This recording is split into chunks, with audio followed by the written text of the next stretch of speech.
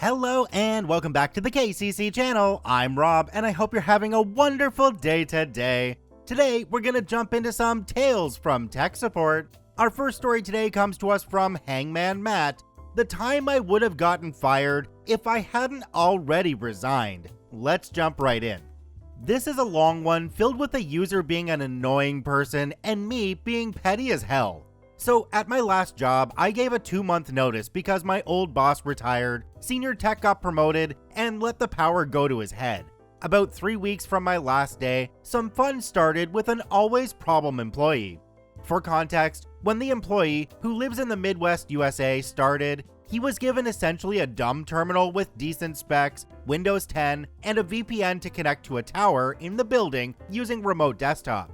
Towards the end of my tenure there, we started standardizing the equipment that the company used and encrypting drives. This meant we had to send him another work-from-home terminal with all the changes, standardization, and encryption. It had a slower processor, but was more than enough for what it had to do. This user was always causing trouble, complaining, berating our IT staff, to the point we had to get HR involved. If anyone wants more stories about this guy, I'm more than happy to share. About 90% are involving him complaining about lag that was either self-inflicted or something we couldn't fix. I sent him the new computer with a letter inside, requesting he send back the old computer once he receives and sets up this new one. I also asked that he email us the tracking number for his old tower. I got an email from UPS a few days after shipping it that it was delivered. I give him 2 days and haven't heard from him. I shoot him an email over requesting he sends us back the old computer. Hello user, I'm aware that you received your replacement computer a couple days ago. Please get the new one set up and return the old one to us at your earliest convenience. Thank you, OP. User emailed back. Hello, I have received the tower you sent, however, I'm confused. I googled the specs on it and they're significantly worse than my current computer. Why did you send this to me? I'm sorry, the specs don't exactly matter. Its only purpose is to connect to a VPN and then remote desktop. It doesn't need a powerful processor. We've also already distributed about 50 of these computers and haven't gotten any complaints. This is our new standard. Please get it hooked up and mail us back the old one at your earliest convenience. A few hours go by and I get a call from him. I set up the new computer. My password isn't working. The password is in the paperwork in the box. Why did you change my password? We didn't change it. This is a new machine. It's our temp password. Set it to whatever you like. Okay, I'm in. Did my VPN get moved? Your VPN is there. Same method to connect as before. Okay, I'll call you if I have any issues. The user hangs up and I think this is the end, but far from it. Another day or two passes and still no tracking number from the user. I send another email requesting he send the old computer back. A few more days go by. I check TeamViewer because something tells me something's up. Sure as crap, he's using his old computer. At this point, I'm annoyed. 2 years of dealing with him, and the fact I'm gone in 2 weeks took over. I sent one last email. Hello user, I noticed you plugged your old computer back in and are using it instead of your new one. I have requested that you send back the old tower multiple times, and you have failed to follow my instructions. Since you are going to continue using your old computer, and I am aware the new one is functional, I will be terminating your old VPN connection in 30 minutes. This will render your old tower useless. Please send the old tower back to us at your earliest convenience so it can be repurposed. Thank you, OP. I set a timer on my phone for 30 minutes. At the end of it, I checked that he was still using his old computer, checked that he saw my email, he read it and disregarded it, then terminated his VPN while he was still working. About 2 hours later, I get an email from him asking who my supervisor was. I deleted it. About 20 minutes after that, my boss's phone rings. I wonder who that could be. This is the conversation as I heard it. Hello user. Yes. Okay. Is the new tower working? Okay. Yes. Well, he's leaving soon anyways. Yes. Okay. All right, I'll talk to him. Goodbye. Matt, please come in here. Why did you kill user's VPN while he was working? I proceed to explain that I asked multiple times both in email and over the phone that he return his old tower once the new one worked. It worked. I confirmed it did, yet he unplugged it and set the old one back up. I have dealt with this butthole for 2 years, and I'm done with his crap. I sent him a warning, which he read and disregarded, so now his old VPN is gone. I understand why you did what you did, and I agree that you did the right thing. However, you should have talked to me first. Now he's pissed. I'm in hot water, and user is demanding I give you disciplinary action. What are you gonna do? Fire me? I can call my new job and tell them I can start earlier. No, you're leaving in a week and a half. Just please keep your frustration with users and me under control. I'll deal with him from now on, and we will just call this a verbal warning. Looking back on it, I could have probably gotten away with more petty crap if I really wanted, but didn't want to leave a Category 5 crap storm in my wake as I left because there were people I liked who would have had to clean it up. Now I work with way more chill people, and am making about $20,000 more. Well, it turns out OP has written a part 2, so we're going to jump into that one right away. This one is Tales of an Annoying Employee Part 2. Let's jump right in. This is another story from this user as people requested more, and I have more, so we will call this part 2, but this is the first issue with him. I dealt with him for 2 years, and he put in a lot of tickets. I linked my original post below. Context: this user started working for us around the end of 2018. He lived in the Midwest in a major city. He would be connecting via VPN tunnel to our office on the East Coast, then using remote desktop to get to a physical machine in our back room set up for him and only him. All our remote employees were using a similar setup. He was one of the first people we issued a work-from-home computer set up with Windows 10. We were still trying to figure out the bugs, quirks, lockdown commands, group policy, etc. We really dragged our feet on the move from Windows 7. When we issued work-from-home computers, they were locked down to where you couldn't even open Calculator. This being Windows 10, however, we hadn't figured out the proper ways of locking it down, so the early Windows 10 work-from-home PCs were almost out of the box. Our VPN was an open VPN setup running off 2 servers on 2 different internet runs from 2 different companies. This meant if one ISP went down for any reason, we still had internet and a VPN server that everyone could fall onto and keep working. When the user started, we expected some complaints or issues, and we would work through them together. Windows 10 was new for us too. This user, however, was going to be the bane of my existence for the next 2 years. This is the story of the first of many issues unrelated to Windows 10. The ticket arrived from user, "Hello, I'm experiencing some lag issues. Can you guys help?" Sure, what kind of lag do you mean? Input lag, typing and then the character showing up a second or 2 later? Or general slowness, clicking on a link and just getting a loading circle? Both? Okay, let me connect in to see what's going on. I proceed to connect in via TeamViewer and see that the issues he's describing are so minor, it's like half a second input delay, and the wait after clicking a link is maybe a second or 2. Standard for a general office computer, and the slight input lag is to be expected when using a VPN tunnel over 1,500 miles. It's not going to be instant, but close enough to work effectively. I explain this to the user. He understands, ticket closed, simple.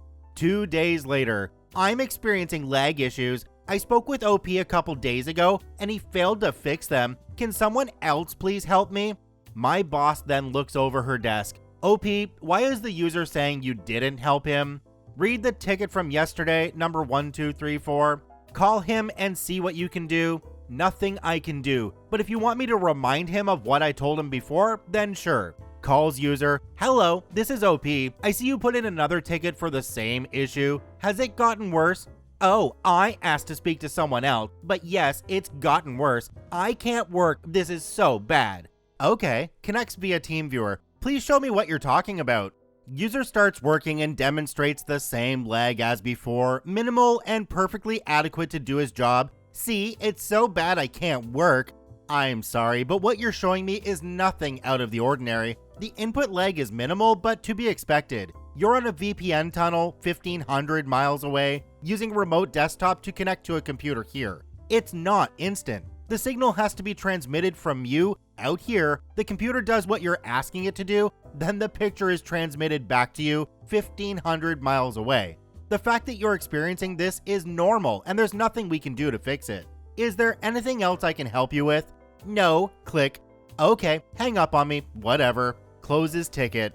Maybe now it's the end of this. I mean, seriously, it's not that hard to understand, is it?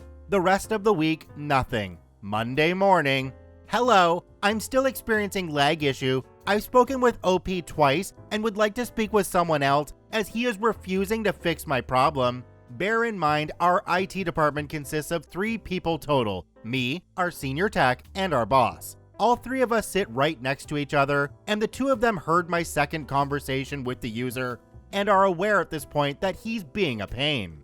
Okay, senior tech, do you want to call the user or should I? OP has dealt with him twice and there's no issue. You do it. If he's as bad as OP says, maybe the IT manager will shut him up. Hello, user. What seems to be the problem? Okay, let me connect to see the issue. Okay, show me. I don't see an issue. You're on a VPN tunnel 1,500 miles away. I am the IT manager for the company. How can I help you? I'm sorry, but there's no issue and therefore nothing we can do to fix it. At this point, you have submitted 3 tickets about the same issue that can't be fixed. The only way to fix it would be for me to fly out there and run a 1,500-mile cable directly from you to us. So if you're willing to pay for that to happen, then sure, I can fix it. Okay, have a nice day. Goodbye. Click. Okay, that should be the last of that issue. It wasn't. As was mentioned down in the comments for this one, there was a simple way to solve this one with a message back. It would say, hello, user's boss. Hi, this is IT manager. User has submitted 3 tickets regarding a non-issue related to working remotely. Please let him know if he keeps submitting tickets for this non-issue, we will have to notify HR that this employee is unfit for remote work and should either be terminated or made to come to the office 1,500 miles away every day for their shift. Thank you. In the end though, it seems to me like the user just didn't want to work and they were blaming their problems on IT. I'd love to know what you guys think though, comment down below. Our last story today comes to us from Van City Ace. User mad for mixing up Chrome and Explorer, then tries to BS and pull a Karen. Let's jump right in. Background: I work in finance and risk management, and we operate on a queue system for when third parties would need approvals and reviews on certain risks. Third party would enter all the data needed for us to review into our company website. There is also a separate phone queue for third parties who need assistance with using our website, as well as plenty of guides and videos, as well as our risk appetite. I also used to be on the assistance side and am able to troubleshoot and fix most issues, as some third parties end up calling the risk phone queue. So instead of just transferring the caller around, I would just get the call done there whenever possible. Plus, we are currently short-staffed due to the summer vacations. Hi, I'm trying to see what the effects would be to make some changes to an account. Okay, what's stopping you from doing this change in the site? I tried, but it's not working. Alright, try doing it again, and I'll stay on the line to guide you. Third party proceeds to try. It keeps giving me an error, complete company name. Please ensure you are using Internet Explorer. I am, but it seems to not be working. You're on the client screen? Yes. What happens when you press next? Nothing happens. Are you using Internet Explorer? Yes, now getting annoyed. Are you sure? Yes, we're using the latest version of Chrome. The question was if you're using Internet Explorer. Chrome is Google Chrome, completely different from Internet Explorer. Our site only works with Internet Explorer. The buttons and scripts will not work on other browsers. Okay, let me try this again. Then, within 2 or 3 seconds, okay, I'm trying it, but it's not working. I sense BS. Are you sure you're using Internet Explorer? What's your name? My name is OP, my manager is District Manager, and our call started at this time. Now, are you able to confirm you're using Internet Explorer? Because as I've stated, our site only works with Internet Explorer. Never mind, I'll try this myself. Third party hangs up. The sensing BS part is me doubting someone is able to do the following within seconds. Close Chrome, open Internet Explorer, go to our website and log in, navigate to the accounts page, search for the account, enter into the account, and then go to where the changes need to be done. I've also dealt with this third party in the past, and this third party likes to use years of experience in the industry as a reason for knowing everything, and is always right, and will ask to speak to the manager if they don't get their way. I get that you can open the wrong browser by mistake, that's fine. What annoyed me was the BS attempt and then the Karen move when I'm trying to help. Ah, yes, I'm pretty sure anybody that's worked in tech support ever and knows these kind of people, they call in for help, but then they refuse to follow any of the steps you're giving them. You just want to ask them, if you know so much, why did you even call in the first place? But unfortunately, we're not allowed to do that. Check out all 3 OPs at the links in the description down below. Thanks for watching, have a wonderful day, and we'll see you tomorrow.